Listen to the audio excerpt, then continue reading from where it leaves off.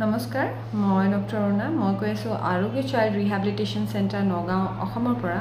আৰু আজি এই ভিডিঅ'টোত মই আপোনালোকৰ লগত শ্বেয়াৰ কৰিব বিচাৰিছোঁ অটিজম এণ্ড ADHDত গ্ৰুপ এক্টিভিটি কিমান ইম্পৰ্টেঞ্চ আছে আমি বহুত ভিডিঅ'জ আমাৰ শ্বেয়াৰ কৰা আছে গ্ৰুপ এক্টিভিটিজৰ চ' লাষ্ট এটা গ্ৰুপ এক্টিভিটিত কোনোবাই হাঁহাৰ ইমজি দি ৰাখিছিলে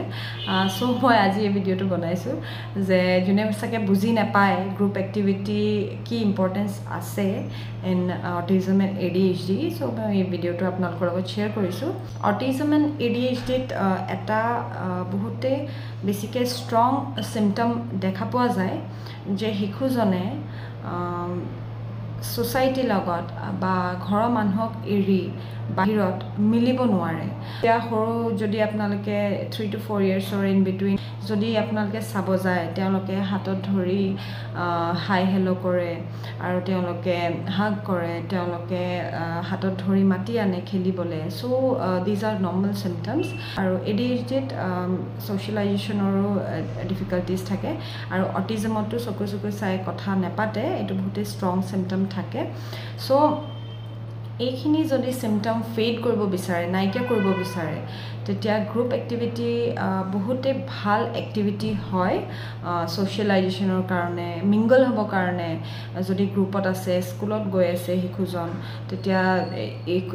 স্কুলত যিমানখিনি ক্লাছৰ ষ্টুডেণ্ট থাকে তেওঁলোকৰ লগত মিলিবৰ বাবে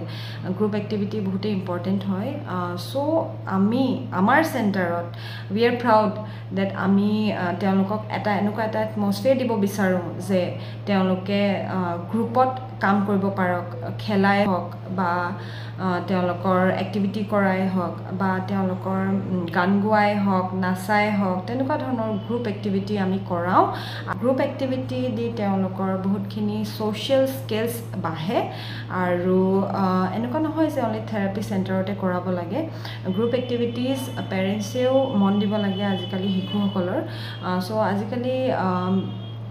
গ্ৰুপ এক্টিভিটি বিভিন্ন ধৰণৰ ক্লাছৰ জৰিয়তে দিব পাৰে যোনখিনি ডাঙৰ হৈ গ'ল আৰু যোনখিনি স্কুল যাব পৰা হৈ গ'ল অটিষ্টিক আৰু ADHD শিশুসকল তেওঁলোকক ডান্স ক্লাছ দিব পাৰে ছিংগিং ক্লাছ দিব পাৰে তেওঁলোকক গেমছ স্পৰ্টছত দিব পাৰে চ' এনেকুৱা ধৰণৰ ক্লাছেছ দি তেওঁলোকক ছ'চিয়েল স্কিলছ ইম্প্ৰুভমেণ্ট আনিব পাৰে আজিৰ ভিডিঅ'টো ইমানখিনিয়ে ৰাখিলোঁ আকৌ লগ পাম নেক্সট ভিডিঅ'ত নমস্কাৰ চাইল্ড নিউৰো ডেভেলপমেণ্টৰ কাৰণে গ্ৰুপ থেৰাপি বা গ্ৰুপ এক্টিভিটিজ বহুতে ইম্পৰ্টেণ্ট হয় গ্ৰুপ এক্টিভিটিজ বিভিন্ন ধৰণৰ হ'ব পাৰে ঘৰত কৰোৱা গ্ৰুপ এক্টিভিটিজ হয় ৰিংগা ৰ'জেছ বা ট্ৰেইন আৰু বিভিন্ন ধৰণৰ ৰাইমছ গাই তেওঁলোকক বিভিন্ন ধৰণৰ হেণ্ড এণ্ড বডি এক্টিভিটি কৰোৱা ইয়াত ডাৰ্ক ৰুমত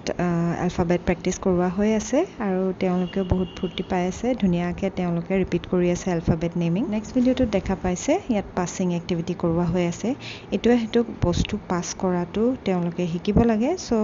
এনেকুৱা ধৰণৰ গ্ৰুপ এক্টিভিটি ঘৰতে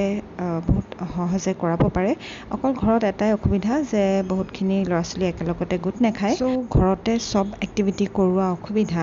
চ' এনেকুৱা ধৰণৰ গ্ৰুপ এক্টিভিটি কৰাই বহুত সহজ সৰল এক্টিভিটি কৰায়ো শিশুসকলৰ ছ'চিয়েল স্কিলছ ইম্প্ৰুভ কৰিব পৰা যায় চ' আমি very traditional type of group activities কৰাওঁ আমাৰ শিশুসকলক চ' যদিহে আপোনালোকে নতুন ভিউৱাৰ্ছ হয় আৰু অটিজম বা ADHD শিশুসকলৰ মাতৃ পিতৃ হয় আৰু আপোনালোকে এই ভিডিঅ'টো চাই আছে তেনেহ'লে আপোনালোকে যিমান পাৰে ছ'চিয়েল স্কিল ইম্প্ৰুভমেণ্টৰ কাৰণে তেওঁলোকক ছ'চিয়েল এক্সপ'জাৰ দিব বাহিৰলৈ লৈ যাব ক্ৰাউডৰ মাজত লৈ যাব পাৰ্কলৈ লৈ যাব আমাৰ ফালৰ পৰা সদায় ট্ৰিটমেণ্ট প্লানত এইটো এডভাইচ কৰাই হয় শিশুসকলৰ প্ৰগ্ৰেছৰ কাৰণে